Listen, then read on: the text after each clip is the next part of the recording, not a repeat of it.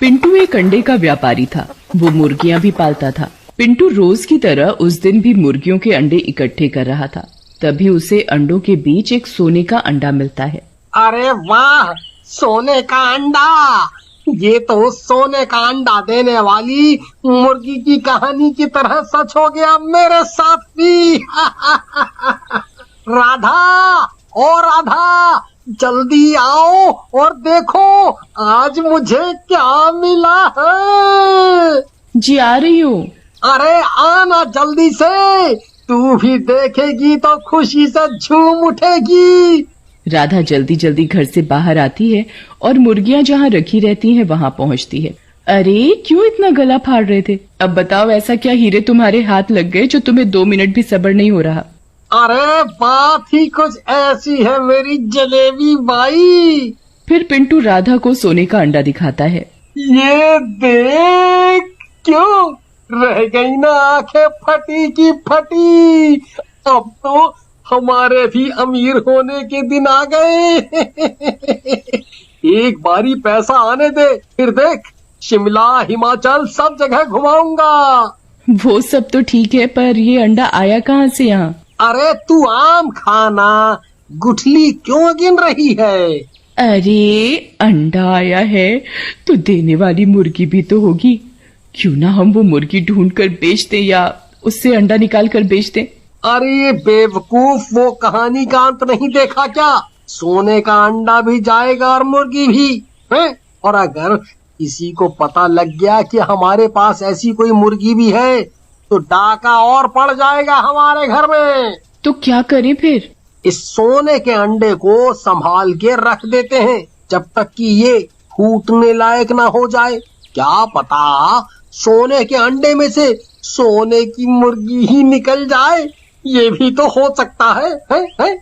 हाँ, ये तो तुमने 1 नंबर की बात की। हो तो तुम स्मार्ट, बट देखने में ही भोंदू लगते हो। फिर राधा उस अंडे को संभाल कर रख देती है। अब तो हम भी माला माल होने वाले हैं। क्यों ना मैं ये बात साहूकार को बता के रखूं। इस दिन भी सोने की मुर्गी इस अंडे में से निकलेगी। मैं तुरंत अच्छे दामों में बेच दूंगा। फिर रात को राधा सो जाती है, पर पिंटू अपने ख्वाब में ही जग रहा होता है। तभी राधा की आंख खुलती है। अरे तुम सोए नहीं अब तक? ऊपर से ये लाइट जलाकर रखी है, आधी रात गए। सोना नहीं है क्या? सवेरे काम पर नहीं जाना?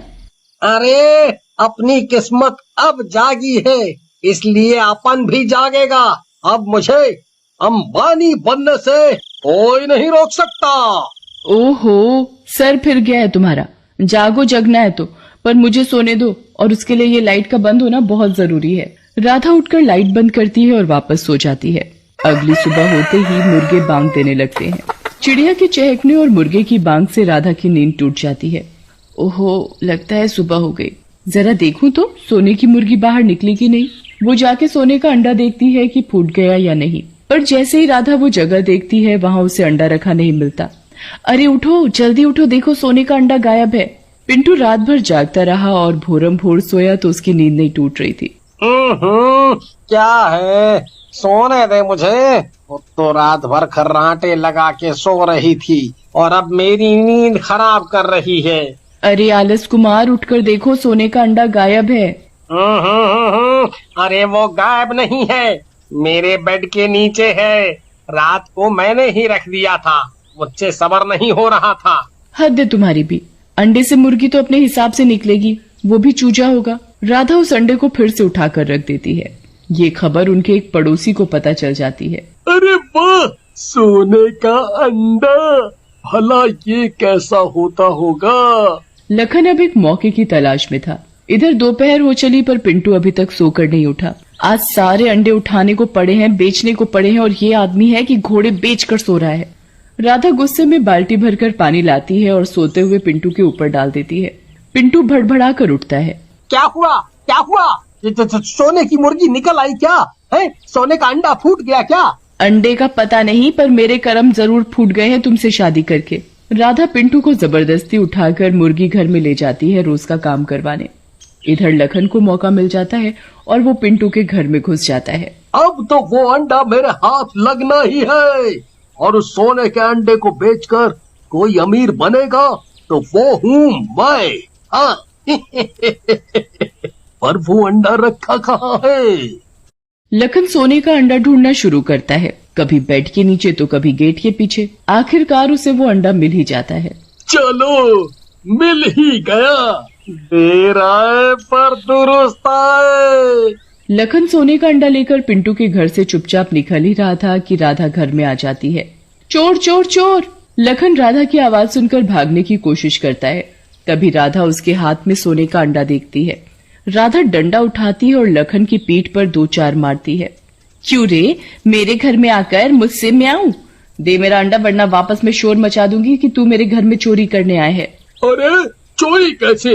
अगर तू सबको चिल्ला के बुलाएगी तो मैं भी सबको बताऊंगा इस अंडे के बारे में। अगर मेरा नहीं तो तेरा भी नहीं। राधा एक पल को सोच में पड़ जाती है। तभी पिंटू पीछे से आता है और लखन के हाथ से अंडा छीनने लगता है। छोड़ दे सोने के अंडे को, इस पर सिर्फ मेरा अधिकार है। छीन छान में सोने का अंडा फर्श पर जोर से गिर पड़ता है और उसमें से एक सुनहरे रंग का पक्षी निकलता है जिसके पंख भी होते हैं। अरे आ गई मेरी सोने की मुर्गी। ये मुर्गी नहीं, कुछ और जानवर है। जो भी है ये सुनहरी है, मानो खरा सोना हो। अब मैं इसे बाजार में बेचने जाऊंगी।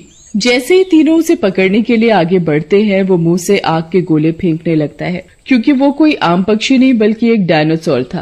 अरे भागो, ये क्या बला है? अरे ये सोने के अंडे में से नरक निकला है। नरक में ही आग होती है, मैंने टीवी में देखा था। तभी वो डायनासोर लखन के ऊपर मुंह से आग के गोले फेंकता है। अरे भागो, ये कैसा जानवर है? बचपन में ही आग से खेल रहा है। तीनों लोग डायनासोर की आग से डर के घर के बाहर भागने लगते हैं। डायनासोर मुंह से आग फेंकता हुआ उड़ते हुए बाहर आ जाता है। पूरे गांव में आतंक सछा गया। राधा भागकर सोनी के घर का दरवाजा बजाती है। सोनी सोनी जरा दरवाजा तो खोलो। सोनी राधा की आवाज सुनकर खिड़की से झांक कर देखती है। अरे बाप रे, ये इतना बड़ा उड़ने वाला पक्षी कौन है? ऊपर से मुंह से आग फेंक रहा है।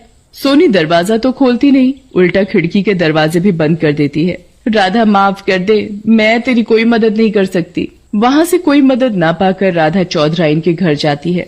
अरे कोई तो मेरी मदद करो, वरना वो नरक मुझे और मेरे पति को संभालेगा अपनी आग में।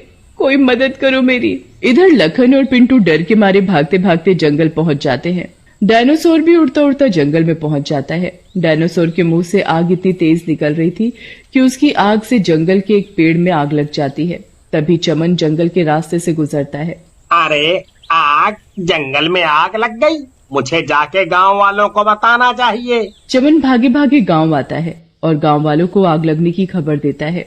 अरे भैया, मेरी तो बकरियां जंगल में चर रही थीं, कहीं वो ना जल जाएं। सोहिल बिना एक भी सेकंड गवाए जंगल की ओर भागता है। अरे भाई साहब, मैं तो चूल्हे पर खाना बनाती हूँ, जंगल जल गया तो मैं लकड़ियाँ कहाँ से लाऊंगी? वो भी भागने लगती है लकड़ियाँ लाने। इधर जंगल में लखन और पिंटू अपनी जान बचाकर एक गुफा में छुप जाते हैं। डायनासोर गुस्से में उन दोनों को ढूंढ रहा था। धीरे धीरे जंगल में आग फैलने लगती है। एक पेड़ से दूसरा पेड़, एक झाड़ी से दूसरी झाड़ी। देखते ही देखते आग काफी जंगल को दहला देती है।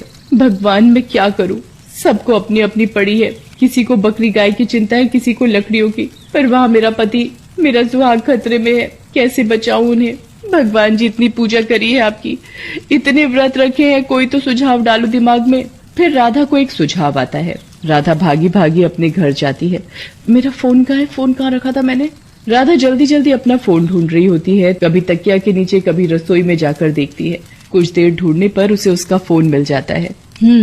अब मैं आग बुझाने वाली गाड़ी का नंबर ढूंढूं जरा। गूगल पर तो सब मिलता है, वैसे भी हर मर्ज की दवा मिल जाती है इंटरनेट पर, तो ये नंबर भी मिलेगा ही। राधा इंटरनेट से नंबर ढूंढकर फायर ब्रिगेड बुलाती है फोन करके। कुछ ही देर में सायरन बजाती हुई फायर ब्रिगेड आ जाती है।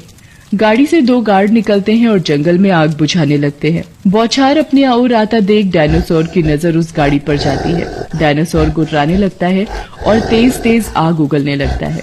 फायर ब्रिगेडियर डायनो के मुंह पर लगातार पानी मारते रहते हैं, जिससे उसे सांस लेने की भी फुर्सत नहीं मिलती। परेशान होकर वो आसमान में ऊंचा उड़ने लगता है और उड़ते उड़ते पता नहीं कहाँ चला जाता है। पिंटू दोबारा कभी सोने के अंडे के लालच में नहीं पड़ता और ईमानदारी से अपना काम करने लग जाता है।